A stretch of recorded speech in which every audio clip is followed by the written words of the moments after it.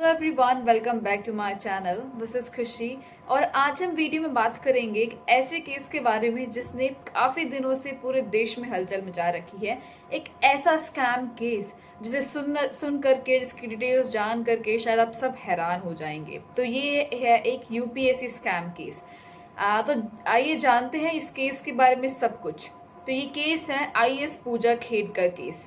काफी ज्यादा दिनों से न्यूज में है, क्योंकि जो आईएएस पूजा खेडकर हैं उन्होंने किस तरीके से एक आईएएस बनने के लिए किन चीज़ों का इस्तेमाल किया, कैसे फ्रॉड्स का इस्तेमाल किया, वो सब कुछ हम आज जानेंगे वीडियो में। तो अभी ही हाल ही में न्यूज़ आती है कि एक आईएएस हैं पूजा खेडकर, जो कि as a additional assistant collector posted थी पुणे में। लेकिन उन्होंने अपनी पोस्टिंग में जाने से पहले ही बहुत सारे टेंट्रम्स दिखाने शुरू कर दिए, एक ऐसी ख्वाहिशें जतानी शुरू कर दी जो कि जब आप एक डिस्ट्रिक्ट मजिस्ट्रेट बन जाते हैं तभी आपको वो चीज़ें मिलती हैं, पर उन्हें वो पहले ही चाहिए थी। जैसे कि लग्जरियस कार हुई, रहने की लग्जरियस जगह हुई, ऐसे बहुत सारी चीज़ें। एंड इवन जब वो वहाँ पर जाती हैं तो जो डीएम थे उनके ऑफिस में अपनी जो नेम प्लेट है वो वगैरह रख लेती हैं, उसको अपने अकॉर्डिंग सेट करा लेती हैं, जिस कारण से जो वहाँ के डीएम थे वो उनके खिलाफ कंप्लेन कर देते हैं। और उस कंप्लेन के बाद उनकी जो ट्रांसफर थी वो वासिम कर दी जाती है। लेकिन उनकी टेंट्रम्स के जो चल रहा था पूरा, जो कि भाई जिस तरह से उन्होंने किया, तो वो काफी ज्यादा हाईलाइट में आई। तो पता चला कि उनका कैसे सिलेक्शन हुआ है यूपीएससी में।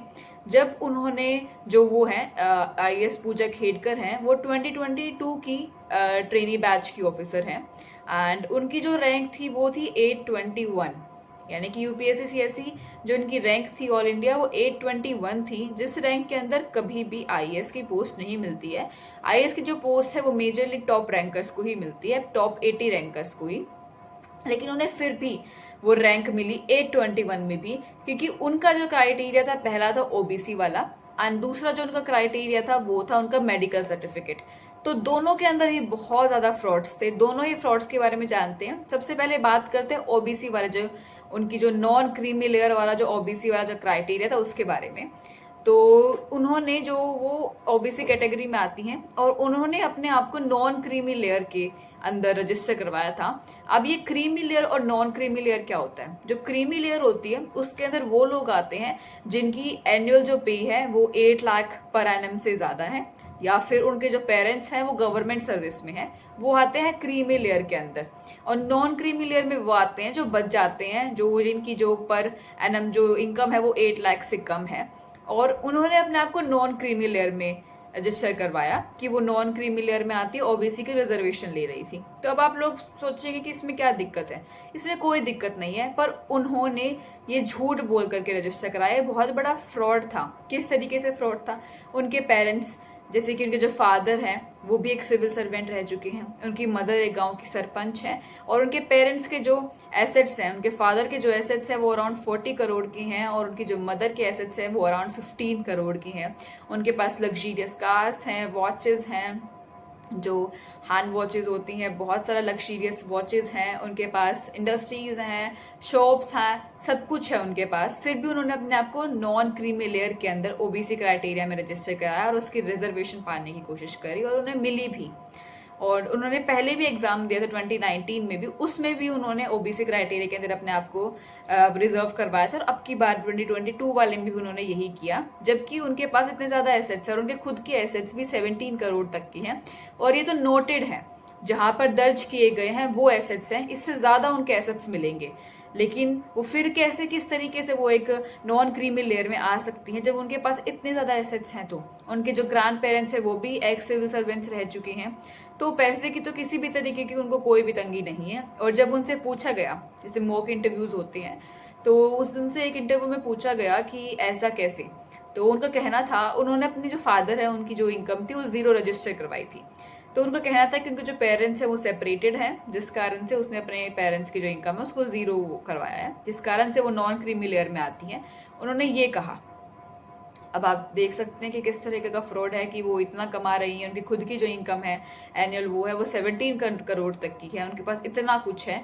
और इवन उनके जो भी फादर हैं उन्होंने उनके सपोर्ट में भी बोला था। तो कैसे हो सकता है कि वो एक नॉन क्रीमी लेयर में आती है ओबीसी की? ये पहला फ्रॉड हो गया। दूसरा फ्रॉड था उनकी मेडिकल सर्टिफिकेट में। उन्होंने अपने आप को जो PWD5 होता है उसके अंतर्गत रजिस्टर करवाया था। इसके बारे में हम आगे थोड़ा और समझेंगे। तो उन्होंने अपने आप को शो किया था कि उनके अंदर काफ़ी ज़्यादा मल्टीपल डिसेबिलिटीज़ हैं। उनकी जो विजन है, जो वो विजुअली इम्पेयर्ड है, उनका जो लो विजन है, ये उन्होंने रजिस्टर कराया। और भी कई तरह की उनको मेंटली वो डिसेबल है या काफ़ी ज़्यादा मल्टीपल डिसेबिलिटीज़ हैं उनके अंदर। उन्होंने इस तरीके के अपने आप को रजिस्टर करवाया था उसके अंदर, जिस कारण से उनको 821 रैंक के अंदर भी IAS की पोस्ट मिल गई। एंड उनका जो मेडिकल सर्टिफिकेट था उन्होंने जो सबमिट किया था, UPSC ने उसको एक तरह से खारिज कर दिया था। और जो CAT है, सेंट्रल एडमिनिस्ट्रेटिव ट्राइब्यूनल, उसके अंदर भी इस विषय में भेजा गया था कि भाई उनका जो सिलेक्शन था उसको चैलेंज किया गया था CAT में। लेकिन कुछ ना कुछ पॉलिटिकल इंटरफेरेंस के कारण उनका जो सिलेक्शन था उसको वैलिड घोषित कर दिया गया और उनको ट्रेनिंग के लिए मसूरी भेज दिया गया। यानी कि उनका जो अपॉइंटमेंट था, उनका जो सिलेक्शन था, वो वैलिड घोषित हो जाता है किसी न किसी पॉलिटिकल इंटरवेंशन के कारण। तो हम समझ सकते हैं कि किस तरीके की पॉलिटिकल इंटरवेंशन थी। और वैसे ही हम लोग जब प्रिपेयर करते हैं इस एग्ज़ाम के लिए, बच्चे प्रिपेयर करते हैं एग्ज़ाम के लिए, तो लोग सोचते हैं कि काफ़ी बार ऐसा देखने को मिलता है कि जो एक्स सर्विसमैन रही हैं, एक्स सिविल सर्वेंट्स रही हैं या कोई सिविल सर्वेंट है, उसके जो बच्चे होते हैं उनका सिलेक्शन काफ़ी बार होता है, काफ़ी मात्रा में होता है, हमें देखने को मिलता है। मन में आता है कि शायद ये बायसनेस है क्या।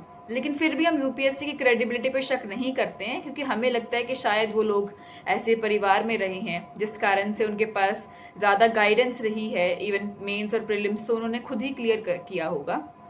अगर उन्हें कहीं एडवांटेज भी मिल रही है तो वो लोग एलिजिबल होते हैं। पर इस केस के अंदर क्या आप कह सकते हैं कि क्या वो एलिजिबल थी इस पोस्ट के लिए? एंड उनका ये भी कहना था कि वो 2019 में जिस 2019 में भी उन्होंने एग्ज़ाम दिया था उसके अंदर वो IRS लगी थी। उन्होंने एज असिस्टेंट वो काम किया है स्पोर्ट्स अथॉरिटी ऑफ इंडिया में। एंड इवन अगर उनके आप चीज़ें देखो तो ऐसा कुछ है नहीं। उनका प्री क्लियर हुआ था पर मेंस में नाम नहीं देखा गया। और जो स्पोर्ट्स अथॉरिटी ऑफ इंडिया है उसके अंदर उनका नाम देखा गया था उस लिस्ट के अंदर।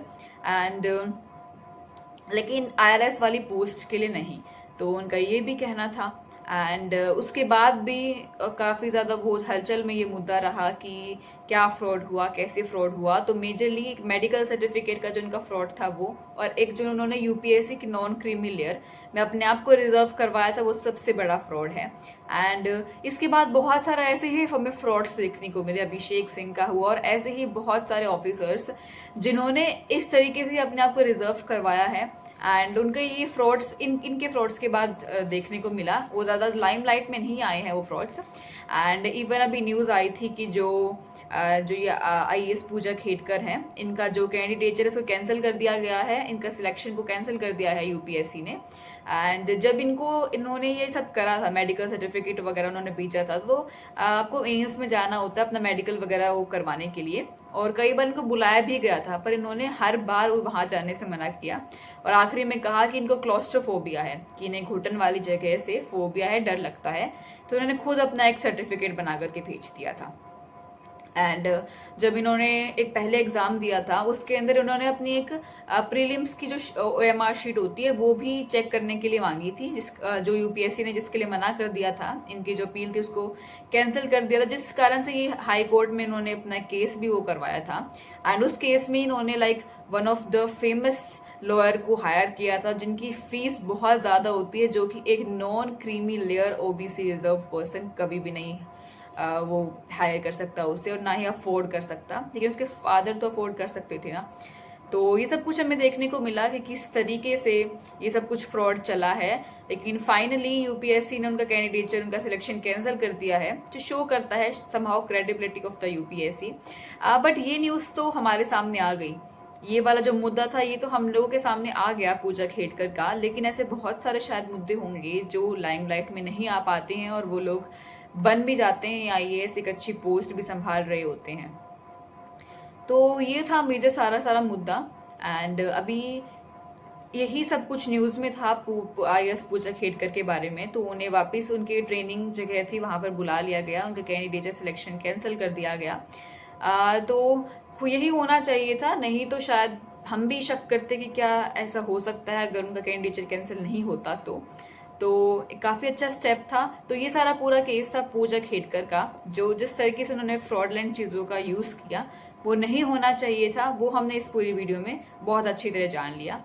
तो अगर आपको ये वीडियो पसंद आई हो तो लाइक बटन को दबाइए एंड वीडियो को शेयर कीजिए। अगर आपने अभी तक सब्सक्राइब नहीं किया है तो वीडियो को जरूर सब्सक्राइब कीजिए, मेरे चैनल को ज़रूर सब्सक्राइब कीजिए। Thank you very much.